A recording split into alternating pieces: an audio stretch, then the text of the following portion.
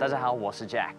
这周是清明连假，所以今天我要跟大家分享美国的扫墓文化。接下来我都会用英文，让大家一起用英文来学英文。如果你不想听英文的话，不要担心，就开中文字幕吧。在这个影片中，我会用一些比较难的字。所以在影片结尾，我会教大家这些字。所以看影片的时候，你可以猜猜看这些字的意思。Today we are going to visit the grave of my late mother-in-law, and we are going to follow the more Western tradition of leaving flowers at the grave. And I know that some people are also following this tradition for religious or environmental reasons. But I have learned that tomb sweeping in Taiwan has a very rich and deep cultural history. From what I understand, people will go to honor their ancestors and also to worship the earth god, Tudigong, to ask for protection for everyone. So the question that some students ask me is, do Americans also practice some kind of tomb sweeping? And the short answer is yes. A number of Americans do maintain the graves of their relatives, and they go to visit them on a yearly basis. However, there are also many Americans who don't pay attention to maintaining the graves and just let the cemetery become dirty. The time that my family chooses to do this is on Memorial Day, which is a national holiday in the US. It's always the last Monday in May. This year, 2021, it's May 31st. My family has a specific cemetery where many of my relatives are buried, and we will go there to clean the graves, we'll cut the grass, wash the tombs with water. We will bring some flowers to place at each, and we'll just spend a little bit of time to reflect and remember.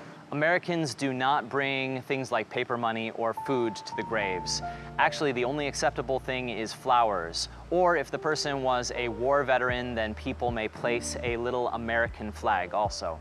A lot of Americans view cemeteries in a different way than some other cultures. Americans often come from either a Christian religious background or they are non-religious, they are atheist. And so typically Americans are not very afraid of spirits or ghosts. So Americans don't consider cemeteries to be very dangerous or intimidating places. For example, real estate that is located around the cemeteries will not be reduced in price because Americans don't consider it to be an unlucky place to live nearby. In fact, some people will go into the cemetery just to walk or maybe even jog. I know this might sound strange, but in the 1830s, when the cemeteries were first created in America, people would even go to picnic there or meet with friends. Now, mind you, that was because at the time there were not really public parks created, so the cemeteries were the nicest, greenest areas of the city. Nowadays, it's typically against the rules of the cemeteries to have a picnic there. But it shows you how Americans feel about the cemetery. If you visit the US as a tourist, don't be surprised if your tour group brings you to a cemetery as one of the locations. I know that might seem strange if you are not connected to any of the people in that cemetery, but we see them as historical locations. One of the most famous examples is Arlington National Cemetery in Virginia, right across from Washington, D.C. This is where John F. Kennedy and many, many famous soldiers are buried. And if you visit Washington, D.C. as a tourist, they will probably take you to this location. You can think of it kind of like Martyrs Shrine in Taipei. People might visit there as a historic location, but the difference in the US is people might actually spend time walking around the cemetery and looking at the stones. Why would people spend time to walk around and look at the gravestones? The reason is because of the epitaphs. These are the little things written on the stone to either tell about the person's life or share a little bit of wisdom or humor to remember the person. Epitaphs are actually an interesting culture.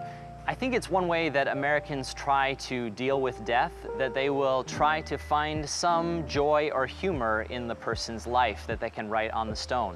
For example, some mothers share their favorite recipe on their tombstone so that people can walk by and see what recipe they were famous for making. And other people try to just have some fun with their name or their family history. I'll read you a couple of my favorites. Here lies John Yeast. Pardon me for not rising. Now you have to understand that yeast is the ingredient you add to bread to make the bread increase in size, to rise, we say. So the person is having some fun with their name. And another one, apparently this family's family name was Butt, and they decided to just have fun with it and write on their stone, "Think of me and smile." Here's one last one for a couple, Catherine and Sterling Iveson. And at the bottom of their stone, they write, "We finally found a place to park in Georgetown." Apparently, Georgetown is a really difficult place to find a parking spot. Americans often buy their tombstone and their plot of ground where they will be buried before they die. And they may tell their descendants what they want to be written on their tomb. In other cases, of course, the family or friends will just buy the tombstone and choose what to write. So I hope you found this video interesting. I do want to clarify that Americans, of course, do grieve a lot and they are very sad at the passing away of their loved ones. But we try to respond to it in a hopeful or humorous way. Be sure to leave us a comment. What did you find most interesting about this cultural topic? Or what questions do you have? If you haven't subscribed to our channel already, please do and turn on that notification bell so you don't miss our next video. 如果你还没有订阅我们的频道的话，要记得打开小铃铛订阅我们的频道哦。See you next time. Oh wait, don't go yet. Don't forget to review these vocabulary that you heard in the video.